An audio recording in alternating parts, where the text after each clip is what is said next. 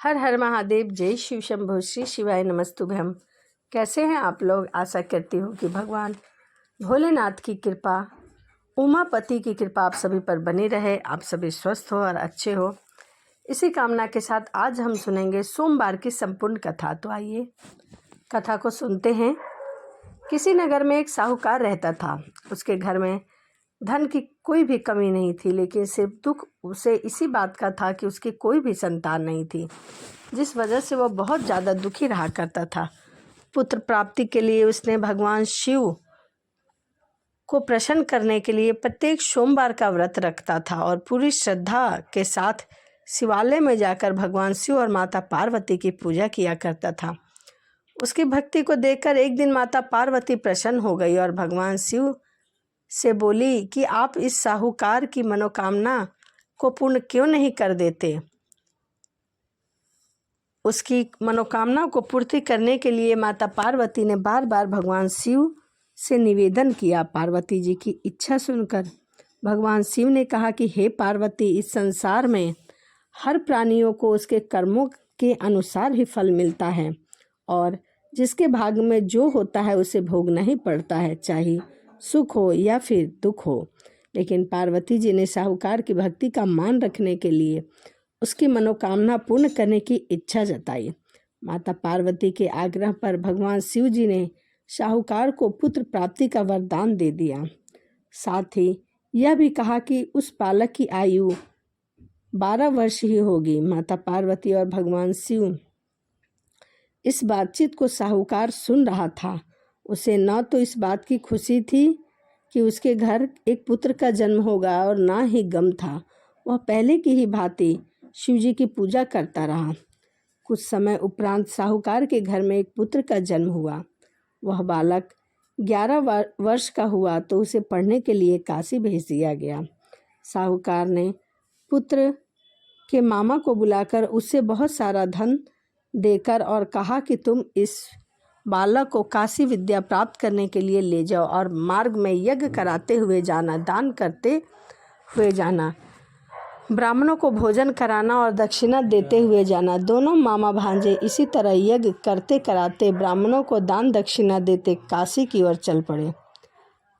रास्ते में एक नगर पड़ा जहाँ नगर के राजा की कन्या का विवाह था, लेकिन जिस राजकुमारी से उसका विवाह होने वाला था वह एक आंख का काना था। राजकुमार के पिता ने अपने पुत्र के काना होने की बात छुपाने के लिए एक चाल सोची। साहूकार के पुत्र को देखकर उसके मन में एक विचार आया। उसने सोचा क्यों न इस लड़के को ही दूल्हा बनाकर राजकुमारी से विवाह करा दिया जाए। विवाह के बाद उसको धन देकर विदा कर दूंगा और राजकुमारी को अपने घर ले जाऊंगा। लड़के को दूल्हे का वस्त्र पहनाकर राजकुमारी से विवाह करा दिया गया, लेकिन साहूकार का पुत्र एक ईमानदार व्यक्ति था। उसे यह बात का न्याय संगत नहीं लगा। उसने अवसर पाकर राजकुमारी की चुन्नी पर लिख दिया कि तुम्हारा विवाह मेरे साथ हुआ है, लेकिन जिस राजकुमार के संग तुम्हें भेजा जाएगा वह एक आंख का काना है। मैं तो काशी पढ़ने जा रहा हूँ। अब राजकुमारी ने चुन्नी पर लिखी बातें पढ़ी तो उसने अपने माता पिता को बताई। राजा ने अपनी पुत्री को विदा नहीं किया। सारी बारात वापस चली गई। दूसरी ओर साहूकार का लड़का और उसका मामा भी काशी जा रहे थे और उन्होंने रास्ते में यज्ञ कराया। एक दिन लड़के की आयु 12 वर्ष पूर्ण हो चुकी थी और उस दिन यज्ञ रखा गया था। लड़के के मामा ने कहा कि मेरी तबीयत कुछ ठीक नहीं है। मामा ने कहा कि तुम अंदर जाकर सो जाओ। शिवजी के वरदान के अनुसार कुछ ही क्षणों में उस बालक के प्राण निकल गए। मृत भांजे को देखकर उसका मामा जोर जोर से विलाप करने लगा। संयोग वंश उसी समय शिवजी और माता पार्वती उधर से गुजर रहे थे।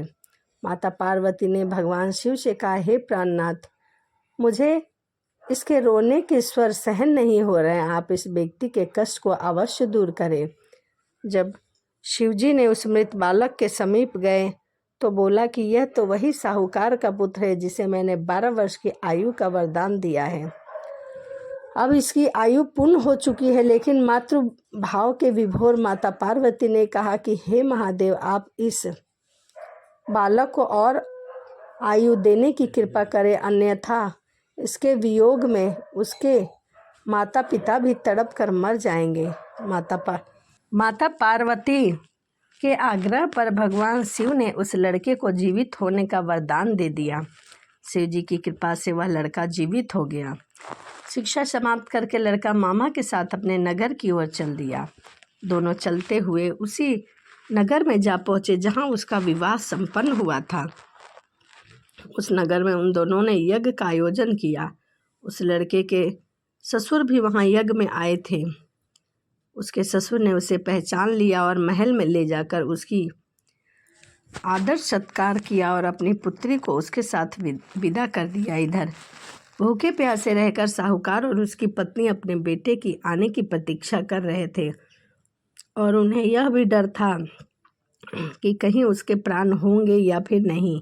यदि उन्हें अपने बेटे की मृत्यु का समाचार मिला तो वह अपने भी प्राण दे देंगे, परंतु अपने बेटे के जीवित होने का समाचार पाकर वह बहुत बेहद खुश हुए। और उस रात भगवान शिव ने व्यापारी के स्वप्न में आकर कहा कि तू श्रेष्ठ है। मैंने तेरे सोमवार के व्रत करने का व्रत कथा सुनने से प्रसन्न होकर तेरे पुत्र को लंबी आयु प्रदान की है। जो कोई सोमवार को व्रत करता है या कथा सुनता है, दूसरों को सुनाता है, उसकी सभी मनोकामनाएं पूर्ण हो जाती है और समस्त दुख दूर हो जाते हैं।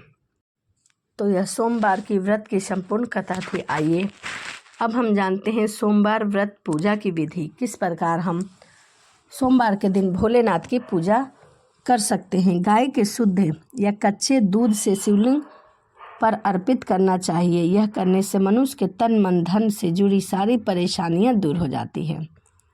इसके बाद शिवलिंग पर शहद या गन्ने का रस भी चढ़ाया जाता है। फिर कपूर, इत्र, पुष्प, धतूरा, भस्म से शिवजी का अभिषेक करें और शिवजी की आरती करें। अपनी मनोकामना के पूर्ति के लिए हृदय से प्रार्थना करना चाहिए और संकल्प ले कि हे प्रभु, आज मैं सोमवार के दिन आपके व्रत का संकल्प लेती हूँ और पूरी ईमानदारी से भजन कीर्तन के साथ इस व्रत को करूँगी। इस व्रत में सफ़ेद रंग का खास महत्व है। कहते हैं कि व्रत वाले दिन सफ़ेद कपड़े पहनकर या फिर पीले वस्त्र पहनकर शिवलिंग पर सफ़ेद पुष्प चढ़ाने से व्यक्ति की सभी मनोकामना पूर्ण हो जाती है। इससे भगवान शिव प्रसन्न होते हैं। भोलेनाथ एक लोटे जल से भी प्रसन्न हो जाते हैं। सोमवार के दिन भगवान शिव की पूजा करने से व्यक्ति की हर मनोकामना पूर्ण होती है। यदि भोलेनाथ की पूजा शिव मंत्र के साथ की जाए तो भाग्य उदय के साथ रोजगार, उन्नति और मन चाहे जीवन साथी पाने की मनोकामना शीघ्र पूर्ण हो जाती है। शिवलिंग पर जल अभिषेक के बाद गाय का दूध अर्पित करें। इससे तन, मन और धन संबंधी सभी समस्याएं दूर होती हैं।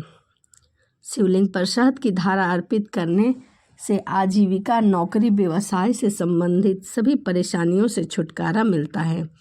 लाल चंदन से श्रृंगार करें। ऐसा माना जाता है कि शिवलिंग पर चंदन लगाने से जीवन में सुख और शांति आती है। इन उपायों के बाद यथाशक्ति गंध, अक्षत, पुष्प, नवेद अर्पित कर शिवजी की आरती करें। साथ ही शिवजी को समर्पित किए हुए दूध शहद को चरणामृत के रूप में ग्रहण करें और चंदन लगाकर अपनी मनोकामनाएं पूर्ण करें और भगवान के नाम का स्मरण करें या फिर महामृत्युंजय मंत्र का भी आप स्मरण कर सकते हैं। यह सोमवार की संपूर्ण कथा और साथ में पूजा विधि थी। तो वीडियो आपको कैसी लगी कमेंट जरूर करिएगा। तो चलिए इसी के साथ वीडियो को समाप्त करते हैं और मिलते हैं अगली वीडियो में। हर हर महादेव, जय शिव शंभु, श्री शिवाय नमस्तुभ्यं।